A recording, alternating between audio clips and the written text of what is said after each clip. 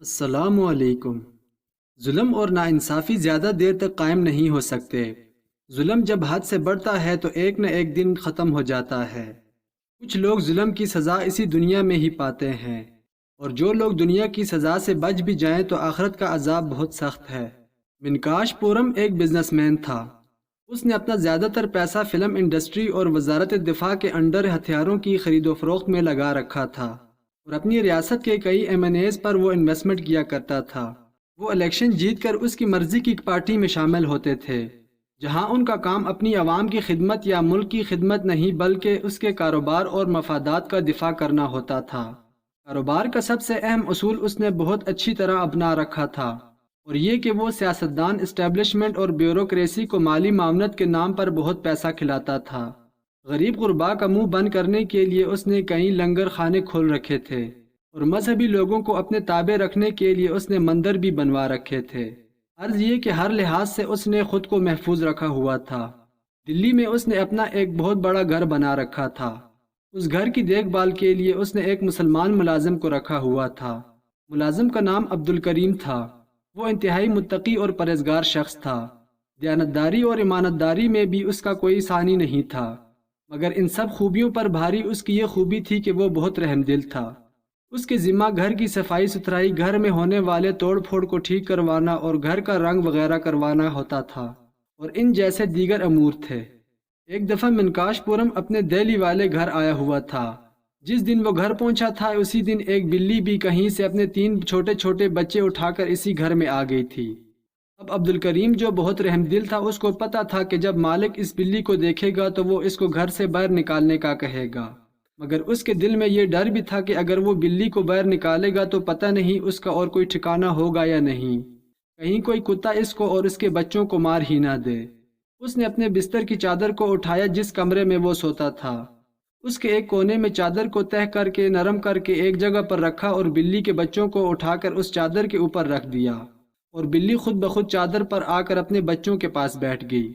ادھر منکاش پورم صاحب اپنے دلی والے گھر میں پہنچے تو ساتھ اپنے کسی محبوبہ کو بھی لے کر آئے تھے تاکہ اپنی رات کو رنگین کر سکے۔ یہ محض ایک رات کا واقعہ نہیں بلکہ ہر رات کسی نہ کسی لڑکی کو گھر لے آتا تھا، ساری رات عیاشی میں گزار دیتا۔ عبدالکریم کو یہ سب کچھ بہت گراں گزرتا، مگر وہ اس کا ملازم تھا اور اتنی طاقت نہیں رکھتا تھا کہ اپنے مالک کو اس برے کام سے روک سکے۔ ایک دفعہ ملازم کی بیوی نے اپنے شوہر کو پریشان دیکھا تو اس سے پریشان ہونے کی وجہ پوچھی۔ بوڑھے ملازم نے بتایا کہ میرا مالک ایک بدکردار شخص ہے، ہر رات کوئی نہ کوئی لڑکی گھر لے آتا ہے، میں رات کے وقت عبادت کرتا ہوں تو وہ گناہ میں مصروف رہتا ہے، مجھے بہت پریشانی ہوتی ہے۔ غلط کاری کے بعد وہ مجھے گوشت لانے کو کہتا ہے، پھر وہ لڑکی سے کہتا ہے کہ مجھے گوشت کے کباب بنا کر دو۔ لڑکی اس کے لیے کباب تیار کرتی ہے، اور پھر دونوں مل کر کباب کھاتے ہیں اور پانی کی جگہ شراب کا استعمال کرتے ہیں۔ کئی بار میرے دل میں خیال آیا کہ گوشت میں زہر ملا دوں تاکہ یہ گھر برائی سے پاک ہو جائے، مگر پھر رک جاتا ہوں کہ کسی کی جان لینا مناسب نہیں۔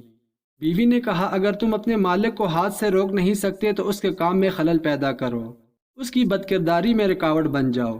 تم گھر میں ایک بلی پال لو، سارا دن اسے بھوکا رکھو، جب لڑکی کباب تیار کرنے لگے تب بلی کچن میں چھوڑ دو۔ ملازم نے کہا، بلی تو گھر میں موجود ہے مگر یہ خیال مجھے نہیں آیا تھا۔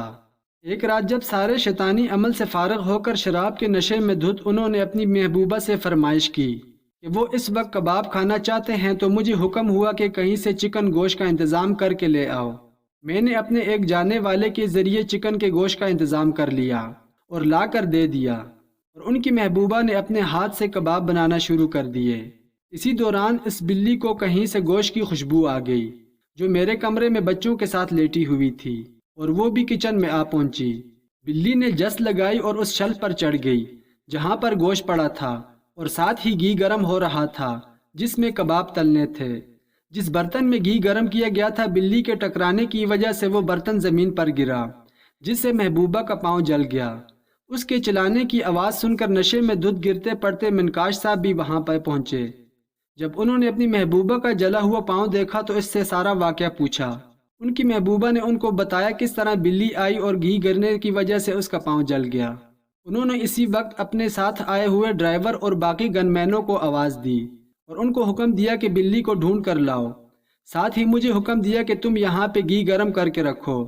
مجھے ان کے ارادوں کا پتہ چل گیا اور میں نے ان کو سمجھایا کہ وہ ایک بے زبان جانور ہے، اس پہ یہ ظلم نہ کیا جائے، لیکن ان کا اصرار تھا کہ اس بلی کی وجہ سے میری محبوبہ کا پاؤں جلا ہے، اب اس جلتے گھی میں اس بلی کو جلنا پڑے گا۔ میں نے اس ظلم میں ان کا ساتھ دینے کا انکار کر دیا تو انہوں نے اسی وقت مجھے ملازمت سے نکال کر گھر سے باہر نکلوا دیا، کیونکہ میں جانتا تھا اس کو اللہ تعالیٰ کے احکامات بتانے کا تو کوئی فائدہ نہیں ہے، بلکہ اگر اس وقت اس کو اس کے بھگوان کا واسطہ بھی دیا جائے تو یہ نشے میں اس قدر دھت ہے کہ یہ بھگوان کی بھی نہیں سنے گا۔ لیکن میں نے پھر بھی اپنی طرف سے کوشش کی اور اللہ تعالیٰ کی جگہ ایک مناسب لفظ استعمال کرتے ہوئے کہا، یاد رکھنا خالق کو اپنی مخلوق بہت پیاری ہے، اگر تم آج اس بلی کے ساتھ ایسا کرو گے تو عین ممکن ہے جس نے اس بلی کو بنایا ہے وہ کل کو تمہارے ساتھ ایسا ہی کرے گا۔ لیکن اس شخص نے اپنے ملازم کی کوئی بات نہ سنی اور اسے گھر سے نکال باہر کیا اور بلی کو گھی میں جلا کر مار دیا۔ اس کے بعد اس کے چھوٹے بچوں کو ڈھونڈ کر گلی میں پھینک دیا گیا، جس کو ظالم آوارہ کتوں نے مار دیا۔ وقت اپنی رفتار سے گزرتا رہا اور وہ بزنس مین اس واقعے کو بھول گیا، یہاں تک کہ چند دن پہلے وہ ایک ٹیکسٹائل مل میں گیا تھا جسے اس نے کچھ عرصہ قبل ہی خریدا تھا۔ اسی دوران مل میں آگ لگ گئی، آگ پر قابو تو پا لیا گیا، لیکن آگ لگنے کی وجہ سے وہی بزنس مین منکاش پورم اور اس کے 2 گن مین ایک ڈرائیور آگ میں جھلس گئے، جن میں سے 2 تو موقع پر ہی مر گئے اور ایک وہ بزنس مین اور دوسرا اس کا ایک ساتھی وہ ہسپتال میں پہنچ گئے، اور چند دن زندہ رہنے کے بعد وہ بھی اس دنیا سے کوچ کر گئے۔ جب عبدالکریم کو اس کی موت کا پتہ چلا تو وہ اس کی موت پر گیا، جہاں اس نے لوگوں سے سنا کہ آخری الفاظ اس بزنس مین کے یہ تھے کہ جس خالق نے مخلوق بنائی ہے اسے اپنی مخلوق بہت پیاری ہے۔ یقیناً عبدالکریم کے دل میں اس وقت یہی بات آئی تھی کہ کاش یہ بات یہ بزنس مین پہلے سمجھ جاتا تو آج اس حال کو نہ پہنچتا، لیکن اب وقت گزر چکا تھا، وہ آگ میں اس قدر جل چکا تھا کہ اس کے جسم کو دوبارہ جلانے کی ضرورت نہیں پڑی تھی۔ اس کے سر کو ایک بھاری چیز کی مدد سے توڑ پھوڑ کر کے گنگا میں بہا دیا گیا تھا۔ اس کی آخری الفاظ پوری انسانیت کے لیے سبق ہیں کہ یاد رکھنا خالق کو اپنی مخلوق بہت پیاری ہے۔ اس بات میں کوئی شک نہیں کہ جو اللہ تعالیٰ کی مخلوق پہ رحم کرتا ہے وہ اللہ تعالیٰ کے بے حد قریب ہوتا ہے، اور اللہ تعالیٰ کسی ایسے ظالم شخص کو ہدایت نہیں دیتا جو مخلوق خدا پر ظلم کرتا ہے۔ اگر ویڈیو اچھی لگے تو لائک اور سبسکرائب ضرور کریں۔ شکریہ۔